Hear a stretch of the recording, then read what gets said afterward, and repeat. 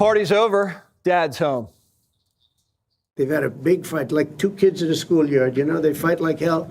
You can't stop them. Let them fight for about 2-3 minutes. Then it's easy to stop them. And then Daddy has to sometimes use strong language to You have to use strong language. Every once in a while. Trump ended the 12-day war, and now Europe's calling him Daddy. And Daddy likes it. Mark Rutte, the NATO chief, who is your friend, he called you Daddy earlier. Do you regard your NATO allies as kind of children? No, he likes me. I think he likes me. If he doesn't, I'll let you know. I'll come back and I'll hit him hard, okay? No? He did it very affectionate. Daddy, you're my daddy. The media said Daddy was going to leave the family. But look at him front and center in the family photo. They said he was going to abandon NATO, but America first doesn't mean America alone. And now the Europeans can't stop saying, thank you, Daddy. You are a man of strength, but you're also a man of peace. And the fact that you are now also successful in getting this ceasefire done between Israel and Iran, I really want to commend you for that. Thank you. And I think this is important for the whole world. Then on spending, it's absolutely true. I want to state here, without President Trump, this would not have happened. Europe's thanking Trump for making them spend more money. Happy wife, happy life. But Trump, like a gentleman, says it's all about the guys in the cockpit.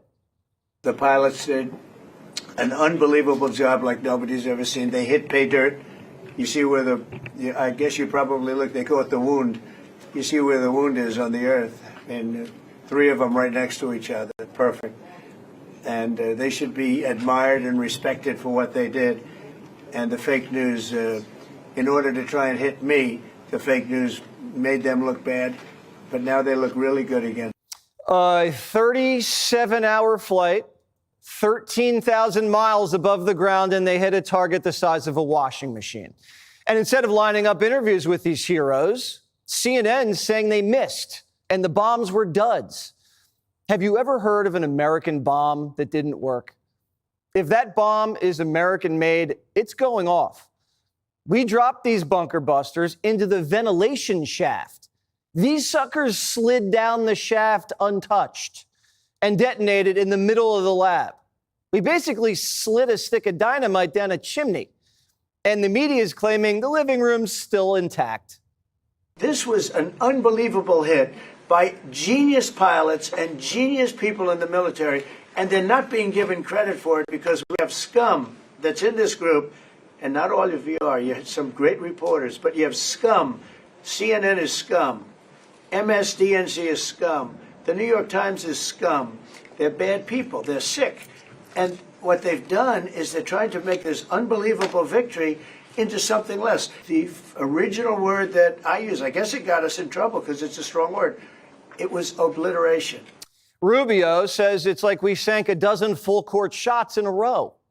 Here's a fact. The conversion facility, which you can't do a nuclear weapon without a conversion facility. We can't even find where it is, where it used to be on the map.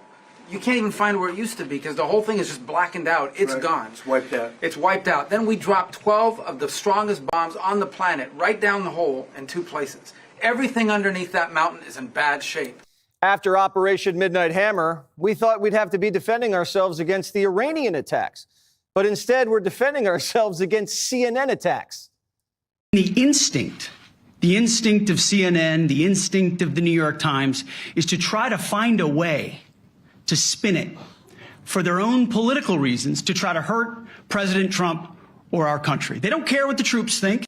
They don't care what the world thinks. They want to spin it to try to make him look bad based on a leak. All of the evidence of what was just bombed by 12 30,000-pound bombs is buried under a mountain, devastated and obliterated. So if you want to make an assessment of what happened at Fordo, you better get a big shovel and go really deep because Iran's nuclear program is obliterated. We basically threw grenades into a rabbit hole, and CNN is saying there wasn't any damage because they can't see underground. Tulsi Gabbard says this: new intelligence confirms what POTUS has stated numerous times. Iran's nuclear facilities have been destroyed. If the Iranians chose to rebuild, it would likely take years to do. The CIA and the International Energy Agency both say we landed knockout strikes, and it would take the regime years to rebuild. and Israeli intelligence, who kind of have Iran wired, say bullseye. Now, if the bombs didn't work, don't you think Netanyahu would be on the phone with Trump begging the B-2s to circle back around? Israel already has spies combing through the rubble. Israel's going to be telling us very soon because Bibi is going to have people involved in that whole situation. We hear it was obliteration. It was a virtual obliteration. When you take a look at the ground above, don't forget the flame is all underground. But everything above, if you look at the before and the after picture, everything above is burned black. The trees, everything. I believe it was total obliteration. I believe they didn't have a chance to get anything out because we acted fast. You can tell there was a uranium fire inside the site because the top of the mountain changed color after the blasts. The same people who were saying the bunker busters didn't blow up are the ones who said Trump was a Russian agent. COVID didn't come from a lab, and Hunter's laptop was fake. But the reporter who keeps getting it wrong keeps getting promoted. See what CNN's business model is? When you're wrong, you get a raise. Trump says Natasha Bertrand should be fired and thrown out of the building like a dog. But even if Trump thinks you're a dog, he'll still answer your question. Do we have any questions, please? Wow. That's a lot of questions. Who's a nice person? Oh, you're not a nice person, but I'll let you ask one. Go ahead. What's he going to ask? He is not nice at all. I know him well.